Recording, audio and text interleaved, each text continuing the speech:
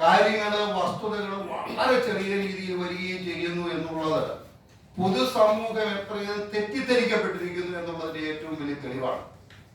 ഞാൻ വളരെ കൃത്യമായി പറയുന്നു, എന്തുകൊണ്ടാണ് ഈ കോലാഹലം ഉണ്ടാകുന്നതെന്ന് നിങ്ങൾ മനസ്സിലാക്കണം. ഞാൻ വളരെ അക്കമിട്ടത് അത് വിശദീകരിച്ചിട്ടുണ്ട്. 1, 2, 3, 4 എന്ന് നിങ്ങൾ മനസ്സിലാക്കണം. ബസലിക്ക പള്ളിക്ക് ഏതാണ്ട് 30ഓളം വാടക കെട്ടിടങ്ങളുണ്ട്.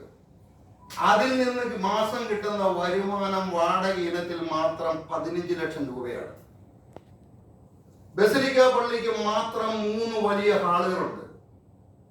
ബസലിക്ക പള്ളിയുടെ പല സെന്ററുകളിലും വടുതല ചാപ്പൽ ഉൾപ്പെടെയുള്ള സ്ഥാപനങ്ങൾക്കും നിരവധി ഹാളുകളുണ്ട്. ഈ ഹാളുകളൊക്കെ കഴിഞ്ഞ 8-9 മാസമായി അനധികൃതമായി വാടകയ്ക്ക് കൊടുത്ത് ഏകദേശം ഒരു കണക്കനുസരിച്ച് ഒരു മാസം 50 ലക്ഷം രൂപയോളമാണ് ലഭിക്കുന്നത്.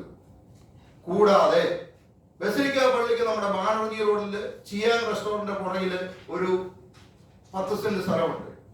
അത് കാർ പാർക്കിങ്ങിന് കൊടുത്തിരിക്കുകയാണ്. അതിൽ നിന്ന് കിട്ടുന്ന മാസ വരുമാനം ഏതാണ്ട് 2 ലക്ഷം രൂപയാണ്.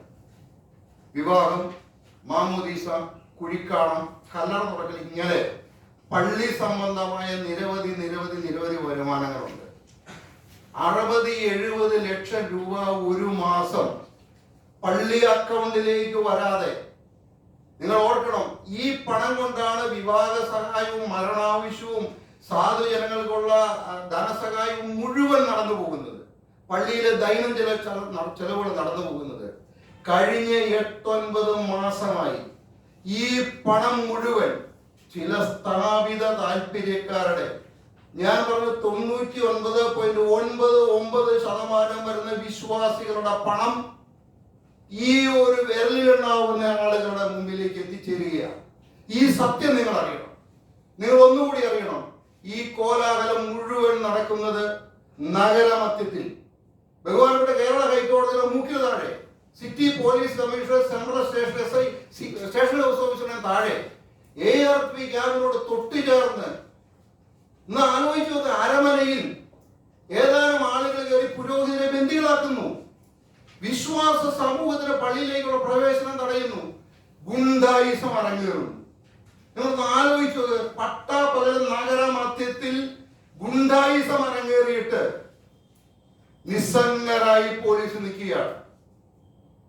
20-ലധികം പരാതി, റിട്ടേൺ പരാതി രേഖകളുടെ പിൻബലത്തിൽ സിറ്റി പോലീസിന് കൊടുത്തിട്ട്, സെൻട്രൽ സ്റ്റേഷൻ CIക്ക് കൊടുത്തിട്ട് യാതൊരു നടപടിയും ഉണ്ടായിട്ടില്ല ഇതുവരെ.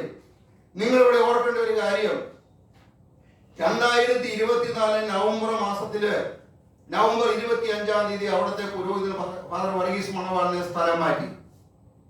ആ സ്ഥലം മാറ്റത്തിനെതിരെ കാനൂൺ നിയമപ്രകാരം സിവിൽ കോടതിക്ക് അധികാരമില്ല. ഞാൻ അതിലേക്ക് പോകുന്നില്ല. അദ്ദേഹം സിവിൽ കോടതിയെ സമീപിച്ചു. ഏതാണ്ട് 1 വർഷമായിട്ട് ഇന്നേ വരെയും സിവിൽ കോടതിയിൽ അദ്ദേഹത്തിന് അനുകൂലമായ ഉത്തരവ് സമ്പാദിച്ചിട്ടില്ല. അദ്ദേഹം ഹൈക്കോടതിയിൽ പോലീസ് പ്രൊട്ടക്ഷന് പോയി. ഞാൻ ആ രേഖ നിങ്ങൾക്ക് ഹാജരാക്കിയിട്ടുണ്ട്. പോലീസ് പ്രൊട്ടക്ഷൻ നിരവധി തവണ കോടതിയിൽ വന്നിട്ടും കോടതി ഉത്തരവ് കൊടുത്തില്ല. അവസാനം വാദം പറഞ്ഞു കഴിഞ്ഞപ്പോൾ ബഹുമാനപ്പെട്ട ഹൈക്കോടതി 17-3 ഡിസ്മിസ്ഡ് വിത്ത് സീരിയസ് ഒബ്സർവേഷൻസ്. നിങ്ങളത് കാണണം, ഞാനത് കൃത്യമായിട്ട് നിങ്ങൾക്ക് ഇട്ടിട്ടുണ്ട്.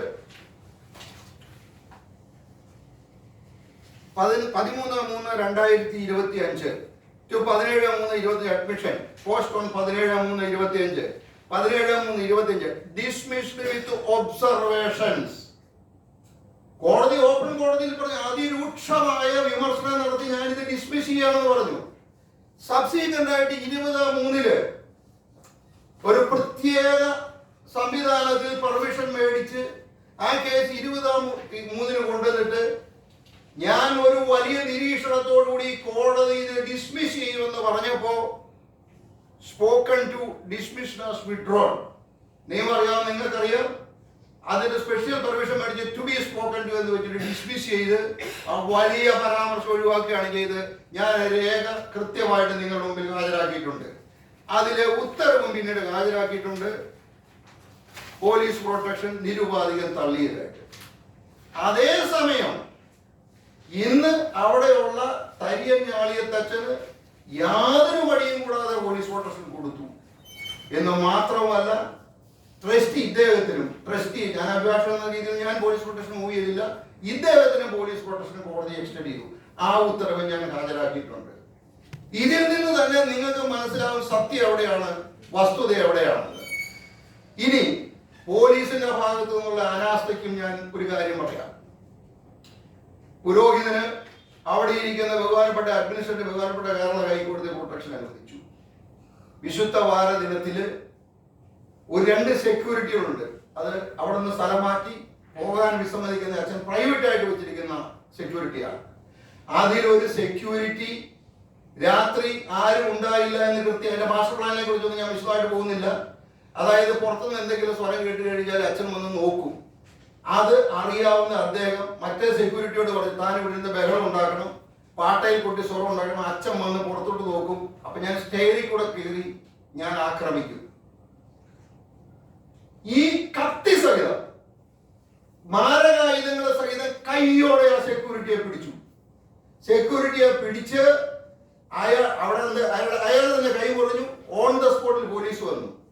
ആ സെക്യൂരിറ്റിയെ പിടിച്ചിട്ട് പോലീസ് പ്രൊട്ടക്ഷൻ ഉള്ള ആളാണെന്ന് പറഞ്ഞിട്ട് ഒരു 307 കേസ് പോലും രജിസ്റ്റർ ചെയ്യാതെ നിരുപാധികം അയാളെ വിട്ടു. എന്ന് മാത്രവുമല്ല, കൂട്ടത്തിലുള്ള സെക്യൂരിറ്റിയുടെ മൊഴി നിങ്ങളത് കാണേണ്ടതാണ്. എന്തായിരുന്നു ആ മോഡസ് ഓപ്പറാൻഡി എന്ന് ആ കൂട്ടത്തിലുള്ള സെക്യൂരിറ്റി വിശദമായി പോലീസിന് കൊടുത്ത സ്റ്റേറ്റ്മെന്റ് ഉണ്ട്. അതുപോലും പോലീസ് റെക്കോർഡ് ചെയ്തില്ല. അതിന്റെ വീഡിയോ